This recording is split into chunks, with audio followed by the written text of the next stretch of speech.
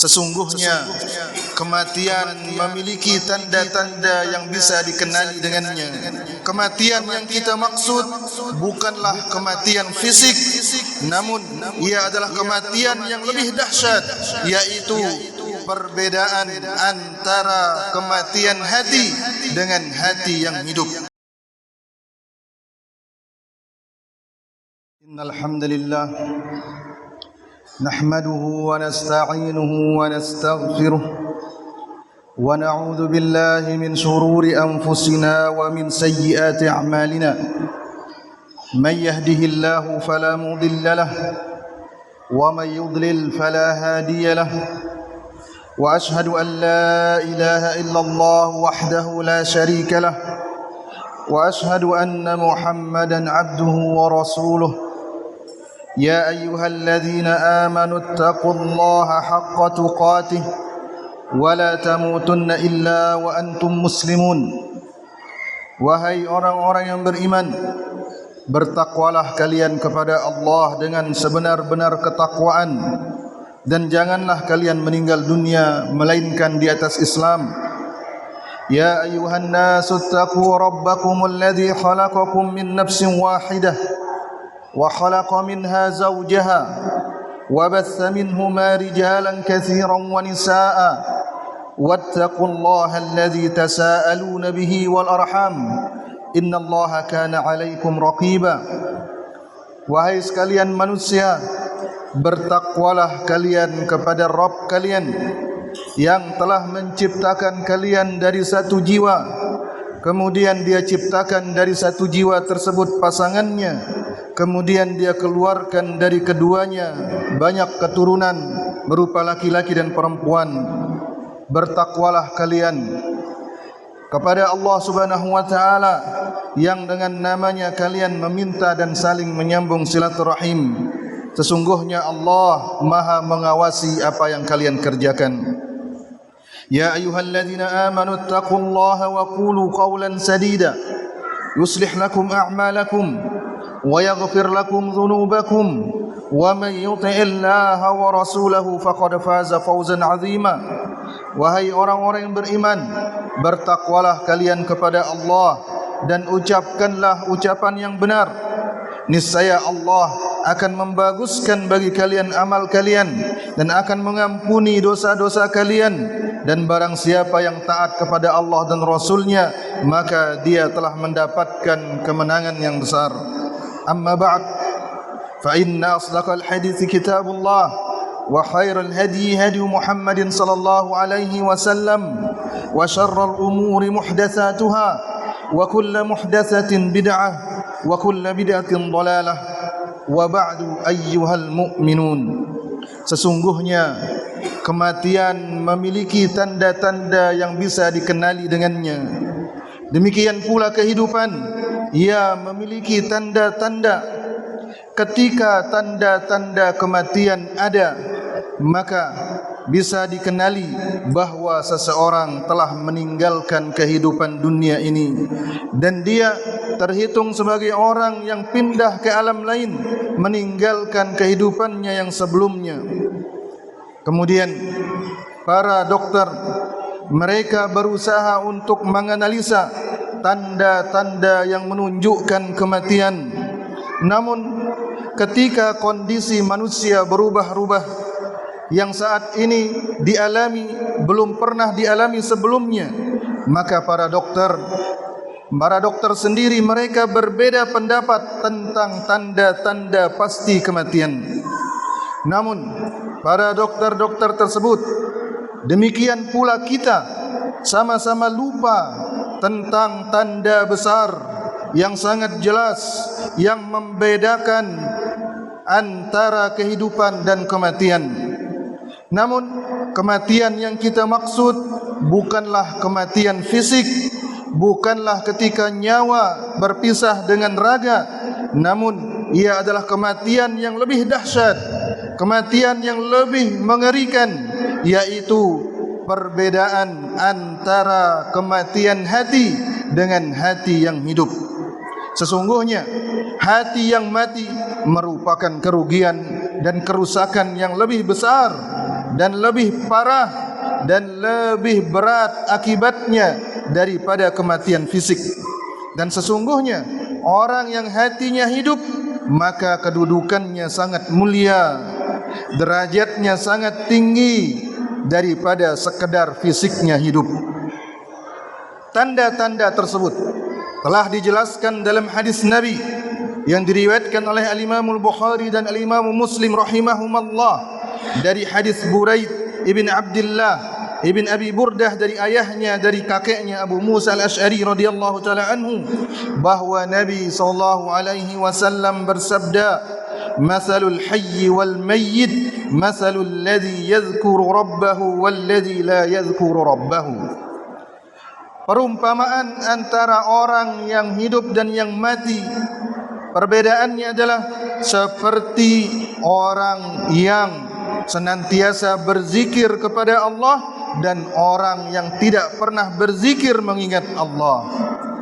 Dalam hadis ini, pembeda yang diletakkan untuk membedakan antara hidup dan mati adalah zikir, mengingat Allah Subhanahu wa taala, menyebut Allah Subhanahu wa taala. Maka barang siapa yang berzikir, maka dia adalah orang yang hidup. Barang siapa yang tidak pernah berzikir, maka dia adalah orang yang mati. Dan kematian tersebut, sekali lagi, bukanlah kematian yang memisahkan ruh dengan jasad, namun bisa jadi kematian yang dimaksud itu ada pada hati seseorang sementara dia masih bernafas di kehidupan dunia ini. Namun kematian yang dialami sangat berat, kematian hati yang memisahkan hatinya dan dirinya dari Allah. Dan inilah dia azab yang terbesar, siksa yang terbesar yang dirasakan oleh manusia di dunia. Ketika badan kita, fisik kita disiksa dengan berbagai macam penyiksaan, atau mungkin dipenjara dalam ruangan yang sempit, sesungguhnya hati manusia itu disiksa dengan penjara yang berbeda, yaitu ketika dia terhalang dari Rabb-Nya Subhanahu wa taala. Karena itulah Rasulullah SAW menjelaskan pembeda antara orang yang hidup dan orang yang mati dalam hadis yang tadi, bahwasanya orang yang berzikir adalah orang yang hidup, sementara orang yang tidak pernah berzikir adalah orang yang mati. Di antara makna yang disebutkan oleh Rasulullah SAW itu terdapat dalam firman Allah Subhanahu wa taala dalam surat Al-Jumu'ah, "Wadhkurullaha katsiran la'allakum tuflihun." Dan ingatlah Allah sebanyak-banyaknya, sebutlah Allah sebanyak-banyaknya agar kalian beruntung. Maka keberuntungan seseorang ketika dia menjadi manusia yang benar-benar hidup, dan di antara bentuk kehidupan yang hakiki adalah ketika dia rajin berzikir mengingat Allah, menyebut Allah. Kemudian di antara bentuk kerugian sejati seseorang adalah ketika hatinya mati. Kemudian di antara tanda terbesar kematian hati seseorang adalah ketika seseorang meninggalkan zikir. Aqulu ma tasma'un wa astaghfirullahal aliyyal azim li wa lakum fastaghfiruh innahu huwal ghafurur rahim.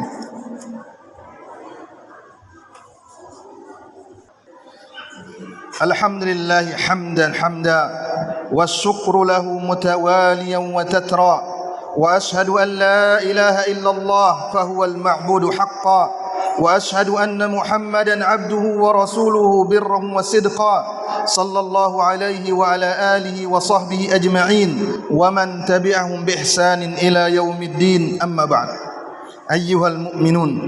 Ketika para dokter menemukan perkara-perkara yang bisa mendukung kehidupan fisik seseorang, mereka pun menganjurkan orang-orang untuk melakukannya. Bahkan mereka memerintahkan pasien mereka untuk senantiasa melakukannya. Dan apa yang mereka temukan tersebut adalah kedudukan bagi mereka karena menunjukkan kapasitas ilmu mereka sebagai tenaga medis. Dan ketika kita diajari oleh syariat kita bahwasanya di antara penyebab terbesar kehidupan hati kita adalah zikir, maka sesungguhnya syariat juga memerintahkan kita untuk berzikir, memotivasi kita untuk berzikir, menyebutkan pahala-pahala besar untuk orang yang berzikir. Allah Ta'ala berfirman, Ya ayyuhalladzina amanu dzkurullaha dzikran katsira. Wahai orang-orang yang beriman, sebutlah Allah, ingatlah Allah, berzikirlah kalian dengan zikir yang banyak. Dalam Sahih Muslim dari hadis Ala bin Abdurrahman dari ayahnya dari Abu Hurairah radhiyallahu taala anhu, Nabi sallallahu alaihi wasallam bersabda, sabaqal mufarridun. Sesungguhnya orang-orang yang bertitel atau bergelar mufarrid, mereka telah melesat mendahului kita, mereka telah meninggalkan kita. Para sahabat bertanya, wamal mufarridun ya Rasulullah? Siapa orang-orang yang bergelar mufarrid yang menang tersebut?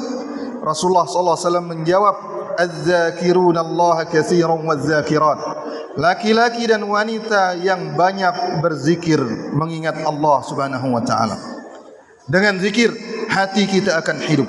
Dengan zikir kita akan menang, terdepan di dunia dan di akhirat. Maka senantiasalah berzikir, semoga Allah Subhanahu wa taala merahmati kita semua. Sesungguhnya zikir merupakan kebutuhan hati kita, ia makanan bagi hati kita, ruh bagi jasad kita, dan sebab keberuntungan kita di dunia dan di akhirat. Di antara metode kita untuk terus-menerus berzikir adalah senantiasa melazimi zikir-zikir yang diletakkan waktunya oleh syariat kita atau diletakkan kondisi-kondisinya oleh syariat kita. Di antaranya adalah zikir tidur, zikir bangun dari tidur, zikir makan, zikir minum, zikir pagi dan petang, dan lain-lainnya yang ditetapkan oleh syariat, baik waktunya, tempatnya, ataupun jumlahnya, ataupun dimutlakkan oleh syariat. Sesungguhnya orang-orang yang berzikir kepada Allah Subhanahu wa taala adalah orang-orang yang beruntung, sebagaimana dijelaskan oleh ulama kita Abu Amr ibn Salah Asy-Syafi'i rahimahullahu taala.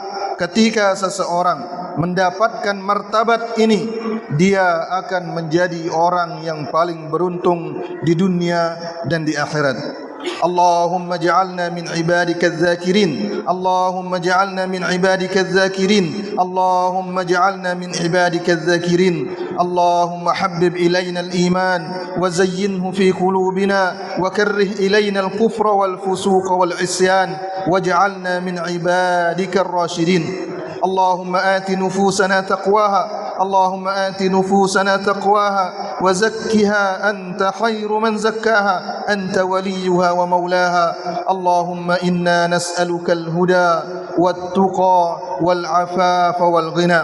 اللهم اقسم لنا من خشيتك ما تحول به بيننا وبين معصيتك، ومن طاعتك ما تبلغنا به جنتك، ومن اليقين ما تهون به علينا مصائب الدنيا. اللهم متعنا بأسماعنا وأبصارنا وقوتنا أبدا ما أحييتنا واجعله الوارث منا. اللهم لا تجعل الدنيا أكبر همنا ولا مبلغ علمنا. اللهم لا تجعل فتنتنا في ديننا ولا تسلط علينا من لا يخافك فينا ولا يرحمنا. اللهم انصر المسلمين المستضعفين في كل مكان، اللهم انصرهم في كل مكان، وأقم الصلاة إن الصلاة تنهى عن الفحشاء والمنكر.